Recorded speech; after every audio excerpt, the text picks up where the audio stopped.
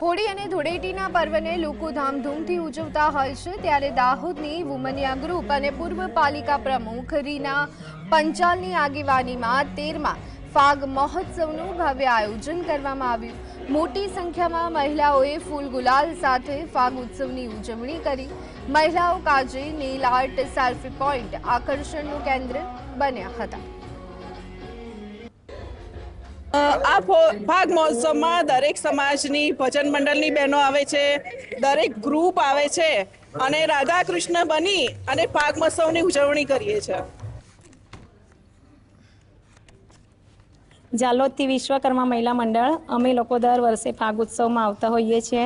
અમે અમારી કૃતિ રજૂ કરીએ છીએ। આ વર્ષે અમે સોમનાથને 1000 વર્ષ પૂર્ણ થયા એ થીમ પર અમે કૃતિ લઈને આવ્યા હતા અને દરેક મંડળની બહેનોને મળીને અમને ખૂબ આનંદ થાય છે। બધી બહેનો સાથે અમને ફાગ ઉત્સવ ઉજવવાનો અવસર મળે છે।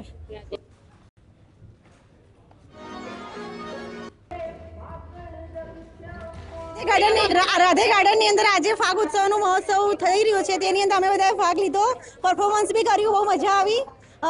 વુમનિયા ગ્રુપ્સ તરફથી આ બધું આયોજન કરેલું છે, તેમાં અમે બધાએ ભાગ લીધો, બહુ સારો આનંદ થયો અમને।